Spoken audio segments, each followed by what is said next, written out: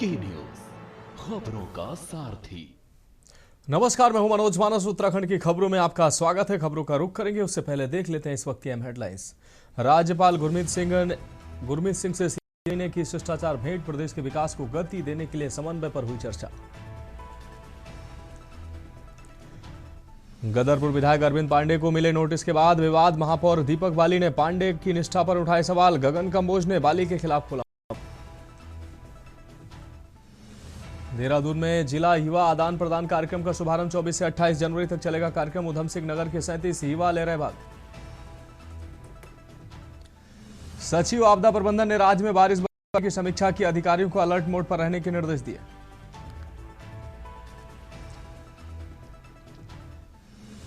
Dehradun SSP Ajay Singh ने गणतंत्र दिवस परेड की रिहर्सल का निरीक्षण किया। परेड ग्राउंड में सुरक्षा व्यवस्था को लेकर सख्त निर्देश दिए। और उत्तराखंड में आज भी बिगड़ा रहेगा मौसम। हल्की बारिश और बर्फबारी की संभावना। मौसम विज्ञान केंद्र ने जारी किया पूर्वानुमान।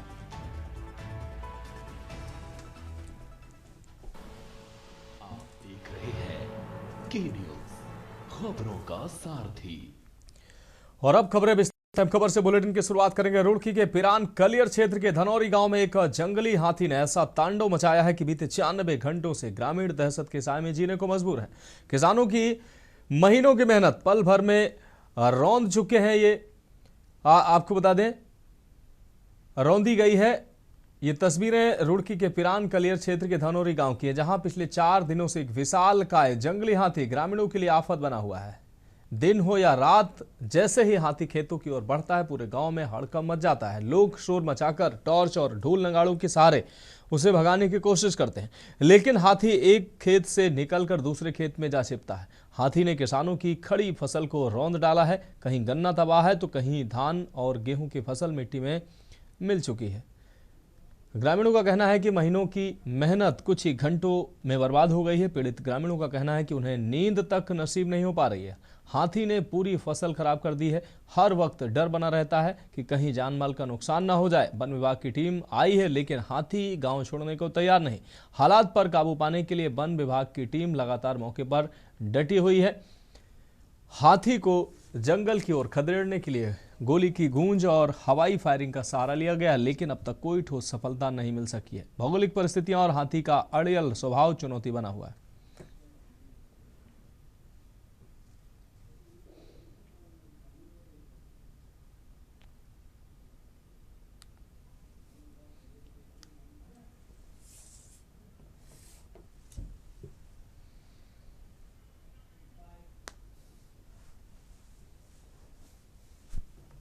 हर रोज है प्रशासन पूरी साथ दे रहा। ट्रैक्टर भी फायर कर रहे हैं, गांव के भी सैकड़ों आदमी साथ लग रहे हैं।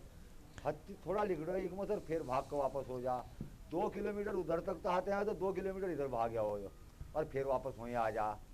थोड़ा बाड़ा एक का 15-20 बीघे का ये उसी में समारा।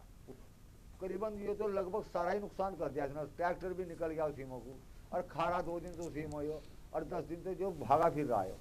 विभाग की टीम भी बहुत सहयोग कर रही है, हम भी कर रहे हैं, गांव वाले भी। पर निकलता है फिर उसी में जा घुस जाता है। 4 रोज हो गए, एक का नुकसान पूरा हो गया। 20-25 बीघे एक सारा खत्म हो गया बिल्कुल, क्योंकि ट्रैक्टर में घुमाना पड़ रहा है बार बार बिगाड़ने के लिए। फायर भी कर रहे हैं, गोले भी छोड़ रहे हैं। अगली खबर देहरादून से, जहां चारधाम यात्रा को लेकर स्वास्थ्य व्यवस्थाओं को और सुदृढ़ करने के उद्देश्य से देहरादून में चिकित्सा स्वास्थ्य मंत्री डॉक्टर धन सिंह रावत की अध्यक्षता में एक महत्वपूर्ण समीक्षा बैठक आयोजित की गई है। बैठक में मंत्री ने कहा कि चारधाम यात्रा के दौरान श्रद्धालुओं को बेहतर और निर्बाध स्वास्थ्य सुविधाएं उपलब्ध कराने के लिए स्वास्थ्य विभाग में चिकित्सकों का एक पृथक कैडर गठित किया जाएगा।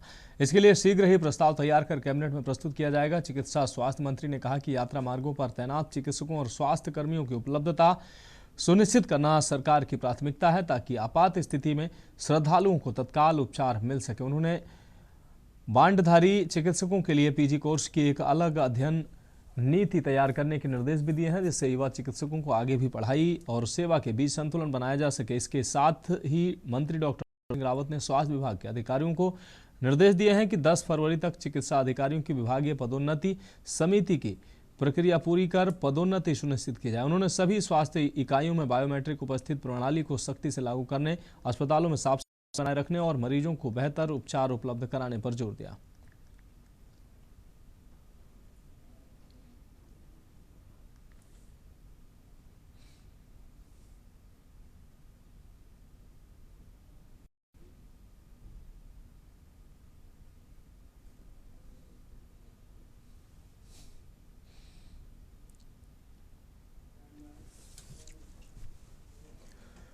अगली खबर देहरादून से है, जहां मेरा भारत देहरादून के तत्वाधान में राज्य शैक्षिक अनुसंधान एवं प्रशिक्षण केंद्र में अंतर जिला युवा आदान प्रदान कार्यक्रम का शुभारंभ किया गया। कार्यक्रम का उद्घाटन करते हुए डॉक्टर BKS संजय ने बताया कि यह आयोजन 24 जनवरी से 28 तक चलेगा। इस कार्यक्रम में उधम सिंह नगर जिले के 37 युवा प्रतिभागी हिस्सा ले रहे हैं। डॉक्टर संजय ने कहा कि यह कार्यक्रम एक भारत श्रेष्ठ भारत थीम पर आधारित है, जिसका मुख्य उद्देश्य युवाओं के बीच सांस्कृतिक आदान प्रदान, आपसी संवाद और राष्ट्रीय एकता की भावना को मजबूत करना है। कार्यक्रम के माध्यम से प्रतिभागी युवाओं को राज्य की सांस्कृतिक विरासत, सामाजिक एकताओं और विकास गतिविधियों से रूबरू कराया जाएगा। उन्होंने कहा कि युवा किसी भी राष्ट्र की सबसे बड़ी ताकत होते हैं और इस तरह के आदान प्रदान कार्यक्रम युवाओं को देश की विविधता को समझने और आपसी समरसता विकसित करने का अवसर प्रदान करते हैं। इसके साथ ही डॉक्टर संजय ने युवाओं को सड़क सुरक्षा नियमों का पालन करने और जिम्मेदार नागरिक बनने का संदेश भी दिया।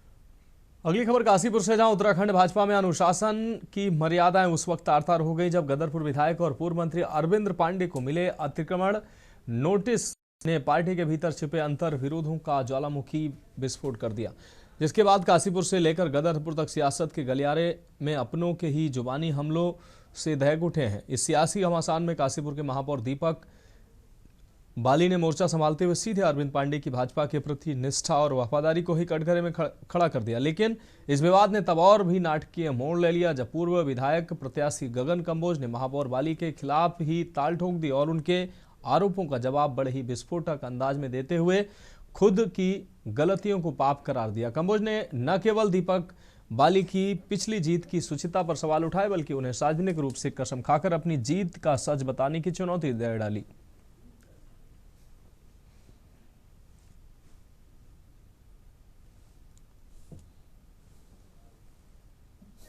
अरविंद पांडे जी कसम खाए कि उन्होंने उन सांसदों को रोकने के लिए फोन किया या आने के लिए, और वो बार बार प्रेस में अपनी कह रहे थे मुझे जनता ने चुना है, मुझे जनता ने चुना है।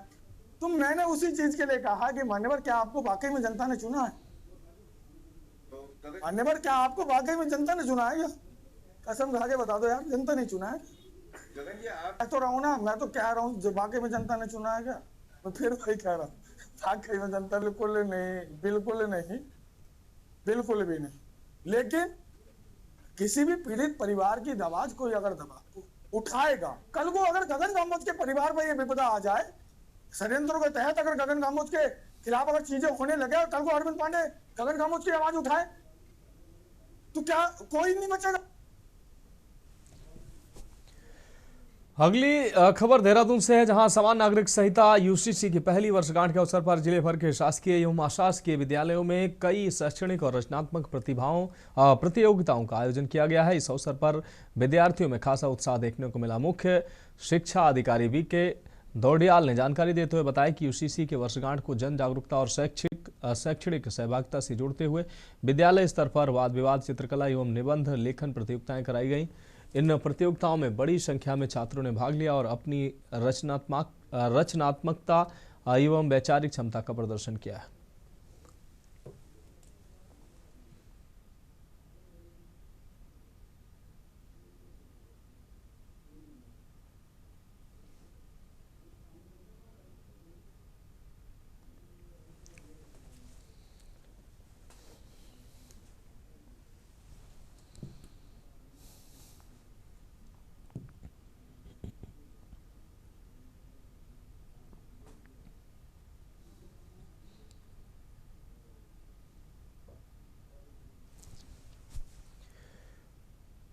अगली खबर देहरादून से, जहां न्यूज़पेपर एसोसिएशन ऑफ इंडिया की ओर से एक प्रेस वार्ता का आयोजन किया गया, जिसमें संगठन के विस्तार और उत्तराखंड इकाई के गठन की जानकारी दी गई। इस दौरान शिल्पा भट्ट बहुगुणा को न्यूज़पेपर एसोसिएशन ऑफ इंडिया की उत्तराखंड प्रदेश इकाई का अध्यक्ष नियुक्त किए जाने की घोषणा की गई है। यह निर्णय 24 जनवरी को प्रेस क्लब देहरादून में आयोजित संगठन की बैठक में सर्वसम्मति से लिया गया।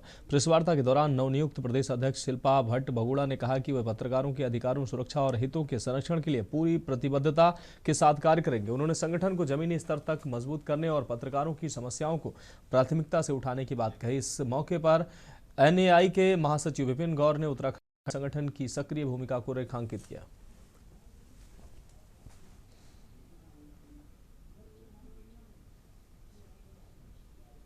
आज का हमारा जो प्रेस कॉन्फ्रेंस था वो दो मुद्दों पे था। एक तो ये था कि उत्तराखंड में हमारा न्यूज़ एसोसिएशन ऑफ इंडिया की जो राज्य इकाई थी वो पिछले 4 साल से भंग पड़ी थी, उसको हमने दोबारा शुरू किया है, जिसमें कि हमने शिल्पा भट्ट बहुगुणा जी हैं, इनको हमने राज्य का अध्यक्ष चुना है।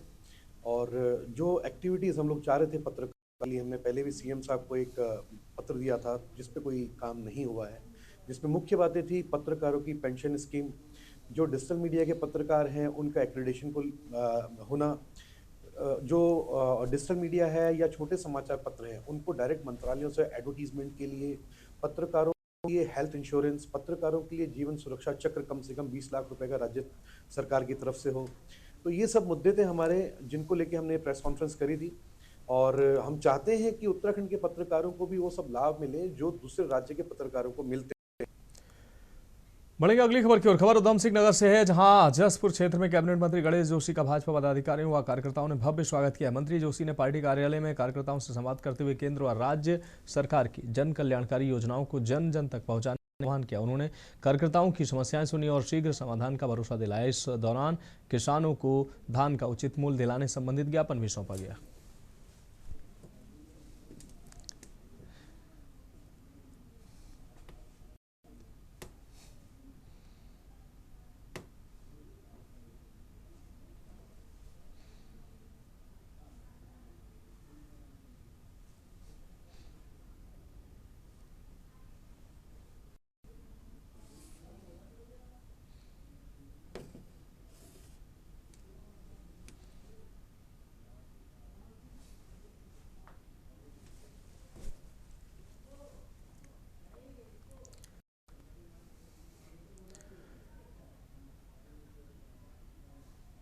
अगली खबर देहरादून से, जहां प्रयागराज में माघ मेले के दौरान शंकराचार्य स्वामी अभी मुक्तेश्वरानंद सरस्वती के साथ कथित दुर्व्यवहार के मामले को लेकर प्रदेश की राजनीति गर्मा गई है। इस घटना की निंदा करते हुए प्रदेश कांग्रेस कमेटी के आह्वान पर राज्य भर के विधानसभा क्षेत्रों में मंदिर प्रांगणों में मौन उपवास और मंत्र जाप कार्यक्रम आयोजित किए गए हैं। कांग्रेस कार्यकर्ताओं ने इसे सनातन परंपराओं के सम्मान से जोड़ते हुए भाजपा सरकार पर विरोध दर्ज कराया। वहीं कांग्रेस के पर पलटवार करते हुए भाजपा प्रदेश प्रवक्ता कुंवर जपेंद्र सिंह ने तीखा तंज कसा। उन्होंने कहा कि कांग्रेस पार्टी का आज मंदिरों में पहुंचना सनातन धर्म और भारतीय जनता पार्टी के कार्यकर्ताओं की ताकत का परिणाम है। कुंवर जपेंद्र सिंह ने आरोप लगाया कि कांग्रेस ने अपने लंबे राजनीतिक इतिहास में कभी भी सनातन धर्म की भावना को गंभीरता से नहीं लिया है। उन्होंने कहा कि यदि कांग्रेस ने पहले सनातन धर्म और भारतीय संस्कृति के मूल्यों के अनुरूप कार्य किया होता तो आज इस प्रकार के प्रतीकात्मक कार्यक्रम करने की आवश्यकता नहीं पड़ती।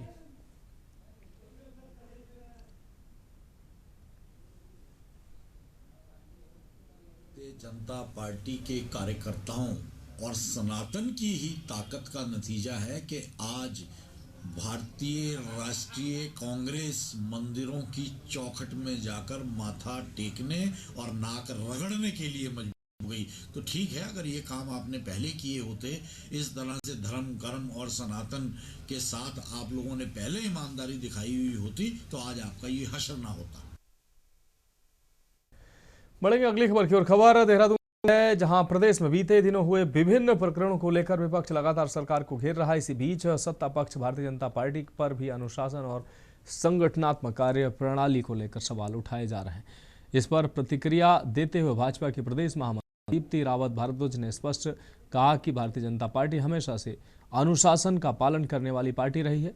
महामंत्री ने बताया कि भाजपा का प्रत्येक कार्यकर्ता अपने वरिष्ठ नेताओं से प्रेरणा लेकर अनुशासन का पालन करता है। संगठन के भीतर प्रमुख दायित्वधारी सभी कार्यकर्ताओं के लिए सर्वमान्य होते हैं।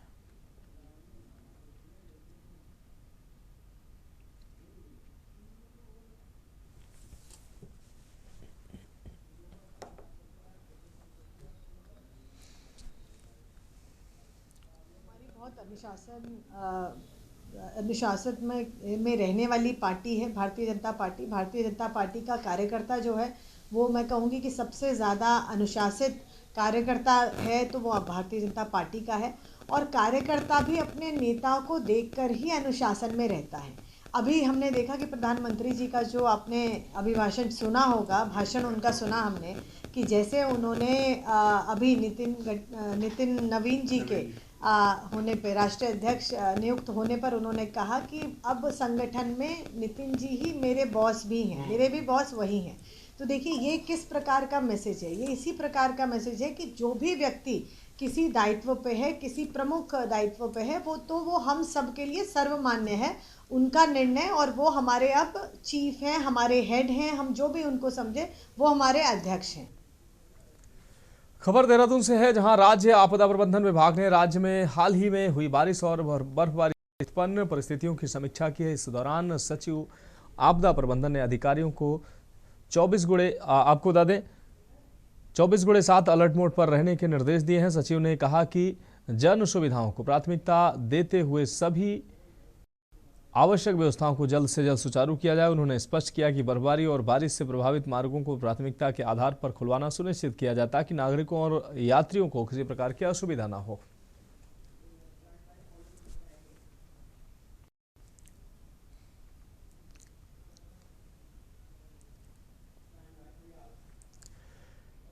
मुख्यमंत्री पुष्कर सिंह धामी की तरफ से अंकिता भंडारी हत्याकांड पर केंद्र सरकार को सीबीआई जांच की संस्तुति दी गई है, लेकिन अभी तक सरकार द्वारा आगे की कार्रवाई की कोई जानकारी नहीं दी गई है, जिस पर मुख्य विपक्षी दल कांग्रेस के प्रदेश अध्यक्ष गणेश गोदियाल ने सरकार पर नाराजगी जताई। गणेश गोदियाल ने देहरादून के कांग्रेस प्रदेश मुख्यालय में प्रेस वार्ता कर सरकार पर निशाना साधते हुए सीबीआई जांच की संस्तुति दिए जाने के 12 दिनों का समय हो गया है, लेकिन अभी तक मुख्यमंत्री ने सार्वजनिक तौर पर नहीं बताया है उन्होंने जांच के आदेश दिए हैं या नहीं, और अगर जांच के आदेश दिए गए हैं तो उसमें किन बिंदुओं को शामिल किया गया है। ये रिपोर्ट देखिए।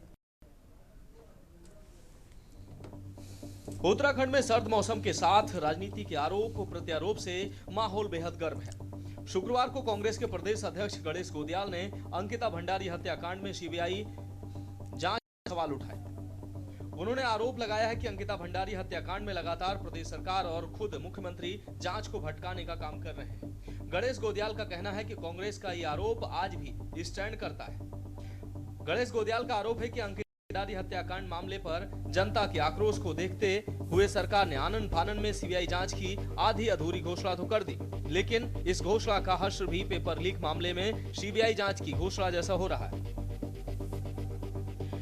इन मामलों में सीबीआई की तरफ से अभी तक कोई बयान आया है या नहीं, इस पर स्थिति स्पष्ट नहीं है। वहीं किसान सुखवंत सिंह आत्महत्या प्रकरण और अंकिता भंडारी हत्याकांड की जांच कराए जाने के लिए राज्य सरकार की नीयत साफ नहीं है, इसलिए धामी सरकार जांच में पहले दिन से ही लीपापोती करती आई है। उन्होंने कहा कि यदि इस मामले में शीघ्र कार्रवाई नहीं की जाती है तो अंकिता को न्याय दिलाने के लिए फिर से आंदोलन शुरू किया जाएगा। प्रेस कॉन्फ्रेंस के माध्यम से 3 बातें सरकार के सामने रखी हैं। नंबर 1 बात कि सरकार ने और खास करके मुख्यमंत्री जी ने ये कहा था कि हम सीबीआई जांच करा रहे हैं। आज उसको 12 दिन के करीब समय हो गया है, लेकिन अभी तक भी मुख्यमंत्री जी ने वो सीबीआई जांच को सार्वजनिक नहीं किया कि उन्होंने जांच के आदेश कर दिए या नहीं किए, और अगर किए हैं तो किन बिंदुओं को उसमें शामिल किया गया है।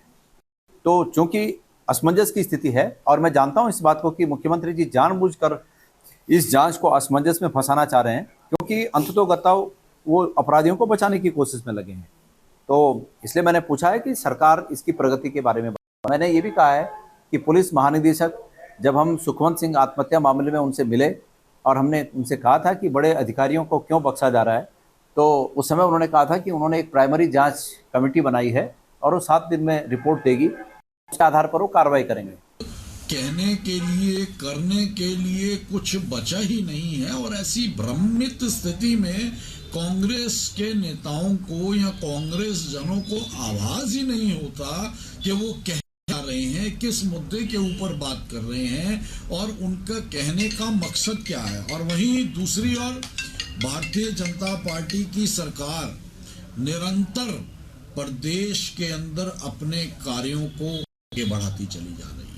2047 का विजन क्लियर है, और अभी कल ही माननीय मुख्यमंत्री जी ने 2047 के विजन को लेकर अपना एक स्पष्ट संदेश उत्तराखंड वासियों को दिया है, और इतनी संजीदगी के साथ दिया है कि प्रत्येक उत्तराखंड वासी उस संदेश के माध्यम से उत्तराखंड के विकसित उत्तराखंड बनने की दिशा में बढ़ते कदमों के साथ चलने के लिए आज फिर एक बार तैयार खड़ा हुआ है। कांग्रेस ने सरकार पर सवाल उठाया कि क्या भाजपा के तथाकथित बड़े नेता इस तरह जमीनों को कब्जा करने में लगे हुए हैं। अगर ऐसी स्थिति है तो फिर क्या भाजपा नेता वहां ढांढस बंधाने जा रहे थे, मगर वो बाद में भाजपा के नेता अरविंद पांडे के घर नहीं गए। इसका मतलब भाजपा के भीतर क्या क्या खिचड़ियां पक रही हैं। प्रदेश की जनता ये सब जानना चाहती है। ये बिल्कुल पॉइंट ऑफ रेफरेंस की बात माननीय प्रदेश अध्यक्ष गणेश गोदियाल जी ने की थी, और ये कोई इतनी बड़ी बात नहीं है। आप सरकार इसे छुपा क्यों रही है? सरकार को जग जाहिर करना चाहिए, क्योंकि ये जो आंदोलन था अंकिता भंडारी हत्याकांड में, जब से वीआईपी के नाम का खुलासा हुआ और सीबीआई जांच की मांग हुई है, तो ये जन आंदोलन था। जनता को भी जानने का अधिकार है कि जो मुख्यमंत्री ये कह रहे हैं कि सीबीआई जांच की संस्तुति दे दी है, आखिर उस पॉइंट ऑफ रेफरेंस में उन्होंने क्या क्या भेजा है, किन पॉइंट्स पे सीबीआई की जांच वो कराना चाहते हैं।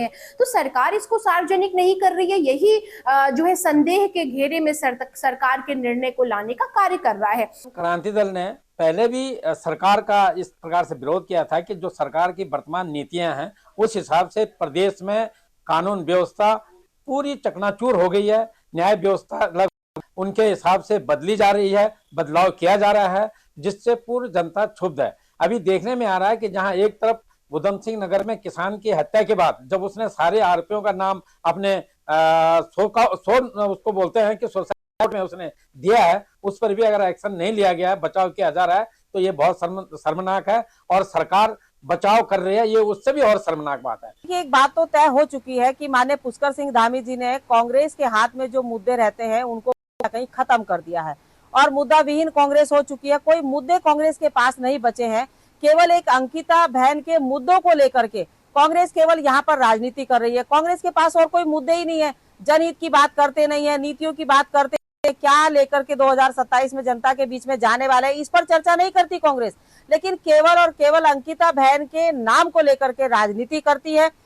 जब अंकिता बहन की मृत्यु हुई उसके बाद एसआईटी की कमेटी बिठाई गई और उसमें जांच की गई, दोषियों को सजा देने का काम हुआ। लेकिन उसके बावजूद भी अगर किसी ने एक उंगली उठाई और उनके परिवार वालों की भावनाओं के अनुरूप और प्रदेश के जनमानस की भावनाओं के अनुरूप माननीय मुख्यमंत्री जी ने एक बार फिर सीबीआई की जांच के आदेश भी कर दिए, संतुष्टि भी कर दी। तो अगर कांग्रेस इस पर भी बेचैन है, कांग्रेस इस पर भी परेशान है, इस पर भी निराशा है कांग्रेस के अंदर, तो भाई वो तो कांग्रेस ही बता सकती है।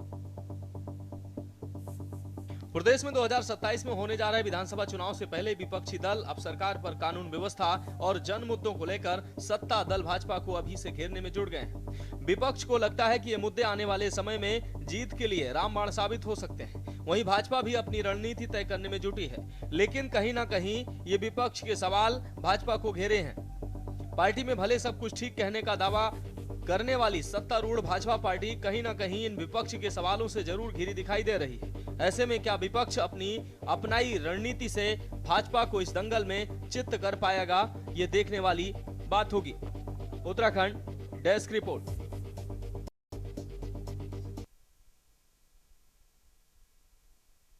के लिए मेरे साथ इतना ही, मुझे दीजिए इजाजत और आप देखते रहिए के न्यूज़ इंडिया।